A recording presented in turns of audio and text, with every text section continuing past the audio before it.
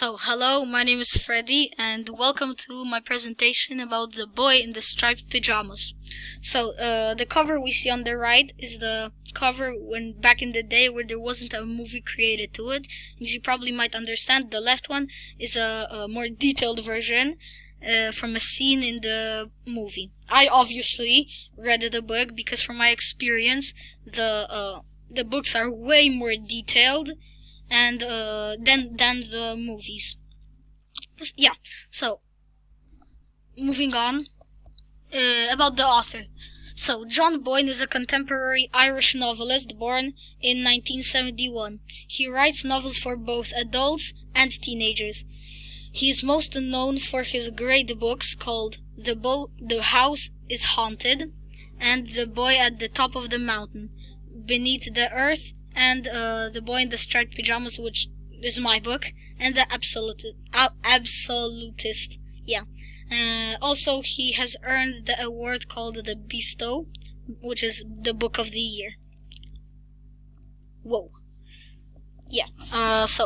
John Boyne started off very bad. His dad died very soon, and his mom had to take care of him all the time. She let him fulfill his dreams in becoming a writer.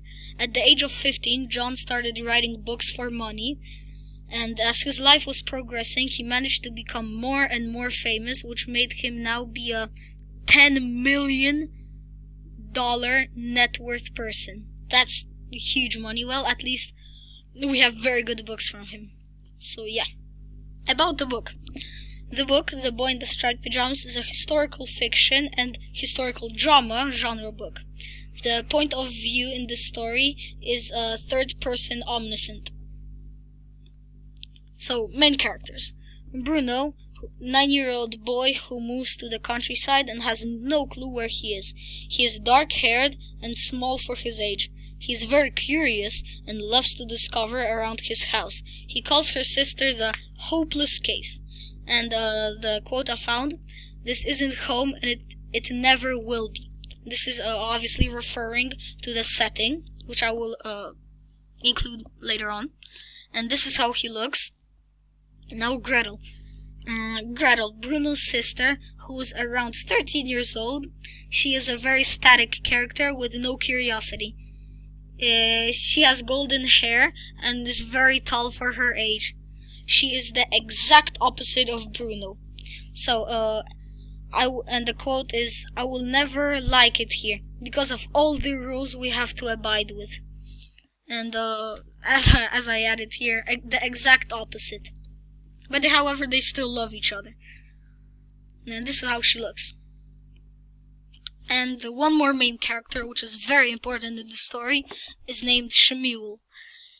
He is a 9-year-old boy who is outside, who always wears the same white and blue pajamas.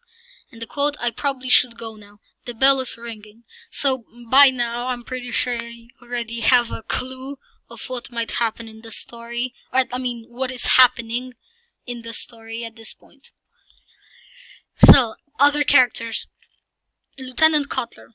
Lieutenant Kotler is Kurt Kotler is a 19-year-old harsh Nazi lieutenant who keeps flirting with Gretel. He is very cruel and brutal. He is also he is blonde-haired. And the quote is very sad but also detailed about the times when where Nazi Germany was like a king, let's say. So what happened then was both unexpected and extremely unpleasant. Lieutenant Kurt Kotler grew very angry with Pavel, and no one, not Bruno, not Gretel, not mother, and not even father, stepped in to stop him from doing what he did next, even though none of them could watch. As you see, this is a sad thing, because probably Pavel must have died, unfortunately, but that's later on. Ralph, and this is how Lieutenant Kurt Kotler looks. Ralph is the commandant of the camp, who is very tall and blonde and short-haired man. Even though he is the loving father, he still can be cruel for all the other poor people. He is the father of Bruno and Gretel and is married to Elsa, who is the loving mother which doesn't agree with Nazism. The quote is, those people, well, they're not people at all, Bruno. Yeah, so moving on. And this is how he looks. Yeah, so setting. The setting in the story, The Boy in the Striped Pajamas, is the concentration camp called Auschwitz. Auschwitz is located in Krakow, Poland. Throughout the story, Bruno keeps pronouncing it as Auschwitz until Gretel tells him that he is wrong. At last, the story takes place during the Second World War. So, the conflict. There are actually more than one conflict, as you see here, and all of them make a bunch of sense. So, the first one. Mother experiences an internal conflict because she doesn't agree with the Nazism. Bruno experiences an internal and external because he doesn't like the fact that he can't talk with Shmuel and he gets harmed because of the system. By saying he gets harmed, meaning that, well, he doesn't have any friends and he's all alone sitting in his house. So the third one.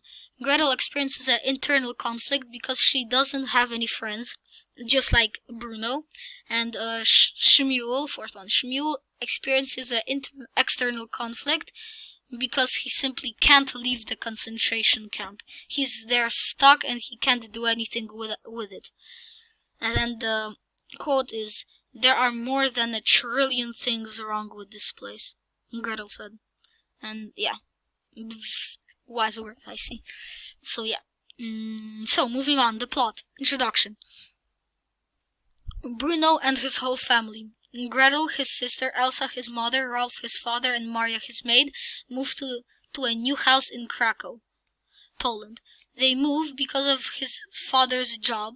At that time, Bruno doesn't know in depth who is his father. All he knows is that he is an important soldier. And that's the introduction. And the quote, this new house is like an Auschwitz. It is boring, cold, and mundane. I hate it here. Yeah. So moving on. Rising action.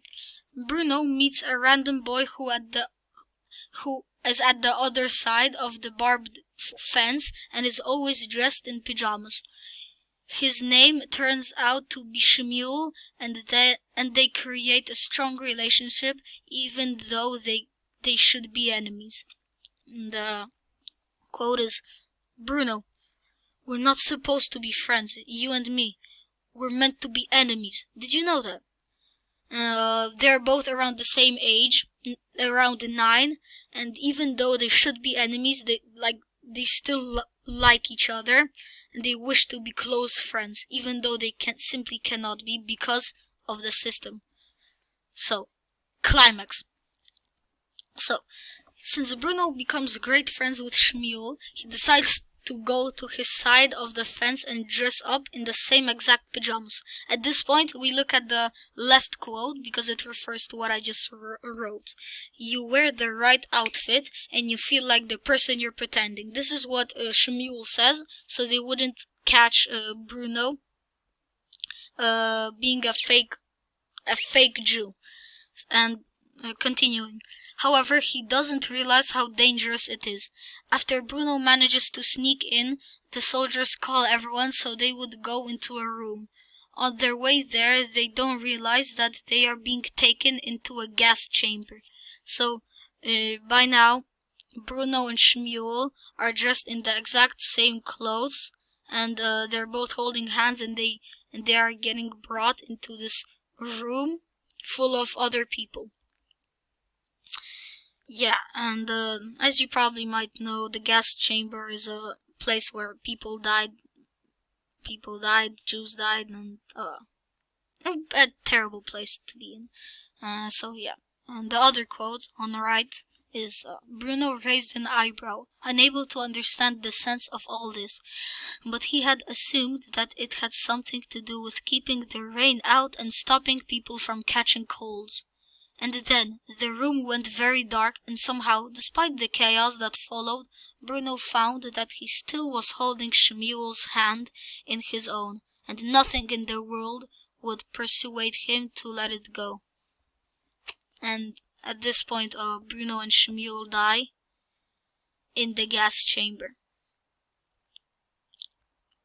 Falling action. Bruno's family tries to find Bruno but doesn't succeed.